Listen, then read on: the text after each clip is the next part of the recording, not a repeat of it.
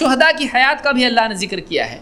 کوئی آدمی کہہ سکتا ہے تو کافروں کے بارے میں، مومنوں کے بارے میں کدھر ہے کہ مرنے کے بعد ان کا شعور باقی رہتا ہے؟ مرنے کے بعد بھی وہ قیامت سے پہلے ان کو شعور رہتا ہے. یہ کہاں ہے؟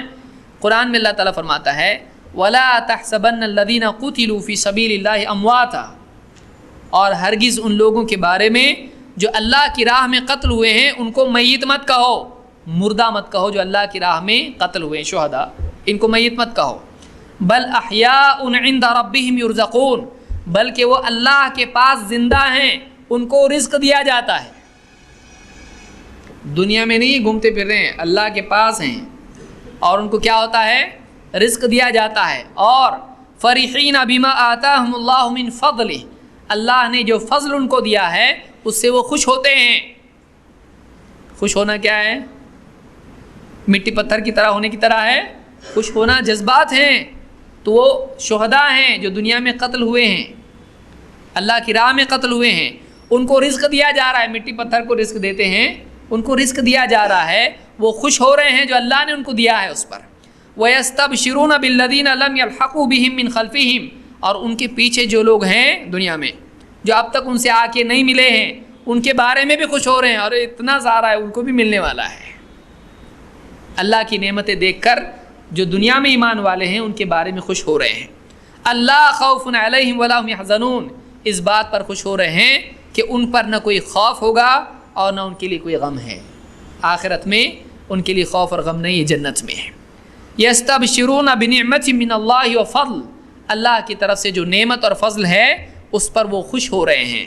وَأَنَّ اللَّهَ لَا يُضِيعُ أَجْرَ الْمُؤْمِنِينَ، اور اس بات پر کہ اللہ تعالیٰ ایمان والوں کا اجر ضائع نہیں کرتا ہے. یہ سورہ آل عمران کی آیت نمبر 169 سے 171 تک ہے. اس میں کیا اللہ نے بتایا؟ جو شہداء ہیں، شہید اللہ کی راہ میں قتل ہونے والے، یہ خوش ہوتے ہیں. ان کو دنیا میں جو ایمان والے وہ یاد رہتے ہیں، ان کے لیے بھی خوش ہوتے ہیں، اپنے لیے بھی خوش ہوتے ہیں. ان کو رزق دیا جاتا ہے، ان کو رزق دیا جاتا ہے. کیا ایسی چیز کے بارے میں کہا جاتا ہے جس میں شعور نہ ہو؟ اس میں شعور ہے، اس کے بارے میں کہا جاتا ہے. تو قرآن سے خود ثابت ہوتا ہے کہ دنیا میں قتل کر دیے جانے کے بعد بھی آخرت سے پہلے یعنی قیامت سے پہلے شعور باقی ہے کہ نہیں ہے؟ شعور باقی ہے، بلکہ ان کو رزق بھی دیا جا رہا ہے. تو یہ حیات اور یہ شعور خود قرآن سے ثابت ہو رہا ہے. دیکھیے کیوں بتا رہا ہوں میں کہ آج ایسے لوگ ہیں، میں پونا میں ایسے لوگوں سے بات کر چکا ہوں، بمبئی میں بھی بات کر چکا ہوں. اور ایسا آدمی جس کا آپ بتائیے دنیا میں کیا ہوتا ہے؟ گھوڑا، تانگا اور تانگے والا. اب گھوڑے کو کون کنٹرول کرتا ہے تانگے کے لیے؟ تانگے والا. اب اگر ایسا ہو جائے گھوڑے کو بٹھا دے تانگے پہ اور یہ گھوڑا بن جائے، کیسا ہوگا؟ ایک آدمی جو ہے تانگے کو گھوڑا جوڑ دے ایسا کہ آگے تانگا اور پیچھے گھوڑا، یہ بھی غلط ہو جائے گا. اور گھوڑے کی جگہ خود آ جائے، یہ تو اور بھی نور علی نور ہے کہ نہیں؟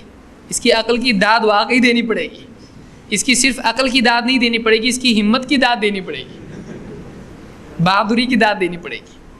ویسے ہی ہوتا ہے، یہ ایسے ہی ہے جب آدمی عقل کو تانگے والا بناتا ہے اور خود اپنے آپ کو کیا کرتا ہے؟ اپنے کو یا دین کو گھوڑا یا تانگا بناتا ہے. سمجھ میں آیا؟ اس کو یاد رکھو، آپ تھوڑا گھر پہ جا کے اور سوچو اس کے اوپر. تو عقل ہے، اس کی ایک حد ہے، اس کو پابند رکھنا چاہیے دین کا، اللہ اور اس کے رسول کا. نہ یہ کہ پورے دین کو اس کے لیے کیا کر دے؟ تانگا بنا کے گھوڑے کے پیچھے جوڑ دے یا خود کو بھی اس کے تابع کر دے. یہ بالکل جہالت ہے. تو یہاں پر اللہ نے بتایا کہ شہداء کی حیات ہوتی ہے، ان کو مردہ مت بولو. اور یہ قیامت سے پہلے کی بات اللہ نے بیان کی. اور حدیث میں اس کو بتایا گیا کہ شہداء کی روحیں سبز پرندوں کے پیٹوں میں ہوتی ہیں اور جنت میں چرتی رہتی ہیں. شہداء کے بارے میں اللہ کے نبی صلی اللہ علیہ وسلم نے یہ بات بتائی ہے. تو ایک بات یہ معلوم ہوئی کہ اگر یعنی مرنے کے بعد بھی شعور ہوتا ہے، ہماری نسبت سے نہیں ہے، لیکن فرشتوں کی نسبت سے، اللہ کی نسبت سے وہ شعور باقی رہتا ہے.